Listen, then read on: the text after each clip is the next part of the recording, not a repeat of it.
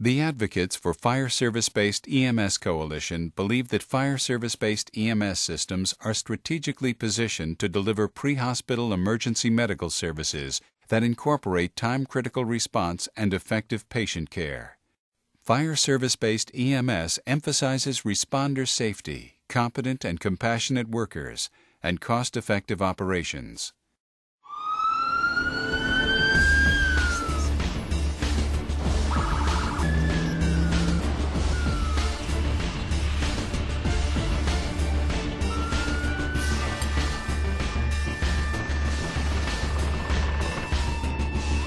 In a medical emergency, 90% of the people in North America rely on fire service-based emergency medical services because firefighters provide multiple skills, timely arrival, and competent care. For EMS, the right response. Firefighters have dedicated their careers to saving lives and property. Firefighters, EMTs, and paramedics are trained to arrive quickly and perform their roles efficiently and effectively, because quick response can mean the difference between life and death. When there's a medical emergency at my home or my place of work, I want fire-based EMS to respond because they're the organization and the people with the training and the equipment to handle any contingency that comes up. Today, fire service-based EMS professionals provide the community with the most rapid response times and the highest quality of pre-hospital patient care possible. The emblem you see on every one of their emergency medical response vehicles says it all. It is called the Star of Life. The serpent and staff in the middle of the star are time-honored symbols of healing. Each point in the star has a significant meaning.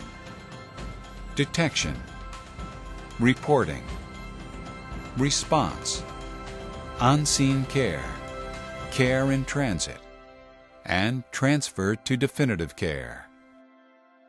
Detection and reporting are for the most part handled by dedicated emergency systems established within each community. The remaining 4 points of the star are of direct and vital concern to fire service-based emergency responders. Each is a constant reminder that quick response means the difference between life and death. Decades ago, firefighters helped establish the use of vital life-sustaining services such as first aid, oxygen systems, and CPR. I answered the call and I was doing CPR. EMS pioneer Eugene Nagel. The cardiac arrest was unsuccessful, and this fire lieutenant said to me, well, they all die anyway.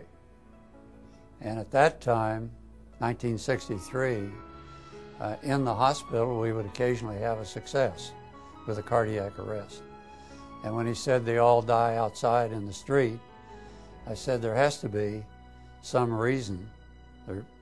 We obviously can save lives in the street if we do something like we do in the hospital. And that became the center of the idea for trying to change how we treat patients in the street. The modern approach to emergency medical services was supported by the revolutionary study, Accidental Death and Disability, the neglected disease of modern society. We chose the firefighter to deliver this emergency care because the firefighters were available. We didn't have to invent them. They were there. They were stationed throughout the community, and they were willing to learn. They were easy to teach. Today we are guided by another landmark, the Institute of Medicine's Future of Emergency Care Report. If there are any government agencies or public groups that think that EMS is a static discipline, they are sadly wrong. And in fact, there is a recent paper by the Institute of Medicine in Washington that lists the areas where improvements and changes are needed.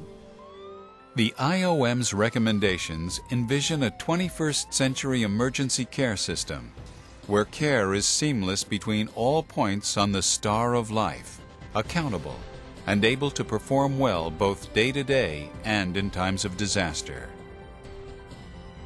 There's a real benefit to having seamless care, some care where you're not transferring a patient to another agency. There's something lost every time you do that. Many improvements in medical care have unfortunately been the product of war. We've also learned that many injuries that occur in the battlefield and those that occur in the civilian sector are time-sensitive injuries. What that means is you have a very few minutes to stop that process of death for that patient.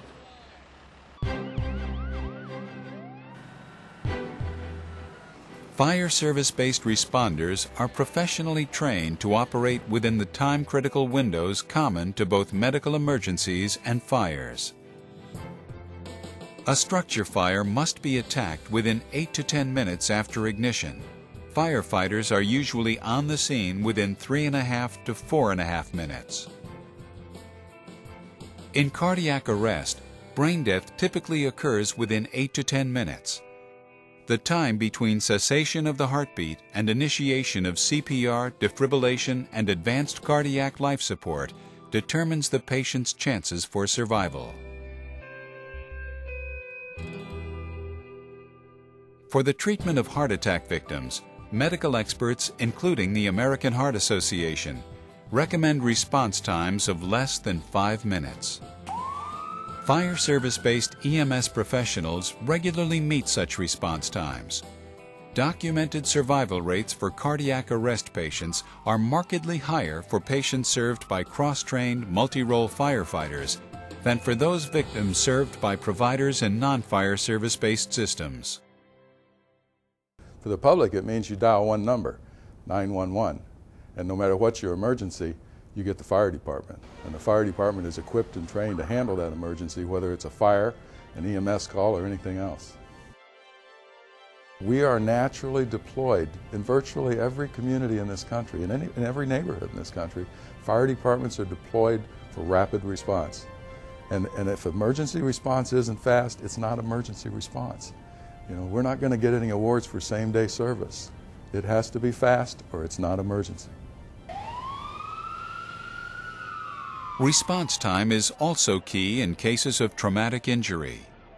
Here again, firefighters work together, performing extrication, rescue, and decontamination, simultaneously providing medical assessments and interventions.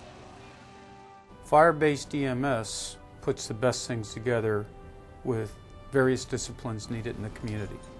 If you need a response for fire, you need a response for EMS, for hazmat, for dive rescue. We have more or less a standing army that's busy doing many things, but at the same time, when we can add something as efficient as EMS and efficient to the citizens into our system, that's a benefit to the community. I can think of no other systems that come with the complete toolbox, if you will, to handle whatever you can possibly encounter out of the hospital that requires emergency medical care. That is the head and shoulders advantage of fire-based EMS over any other delivery system in our country. When it comes to multi-casualty emergencies, fire service-based emergency medical services are there. During Hurricane Andrew down in Miami years ago, the private ambulances chose not to respond. That's a problem with systems that are not based in a public fire department like ours, where you have to respond. We are going to respond, that's our job, and that's one of the big benefits to the community of having EMS in the fire department. The major change that needs to occur in EMS funding today is to move dollars to where the patient is taken care of. Today, fire-based EMS provides hundreds of thousands of patient care contacts every year that are uncompensated. That patient care is just as important as the transportation of that patient to the hospital. Firefighters. When the community calls, they are there. 24 hours a day, every day of the year. When decisions are made at the national, state, and local levels of government, remember that the most common and effective means of delivering 911 emergency medical care throughout the nation is through fire service-based EMS systems. Policies that protect, support, and enhance the capabilities of fire service-based EMS systems are critical.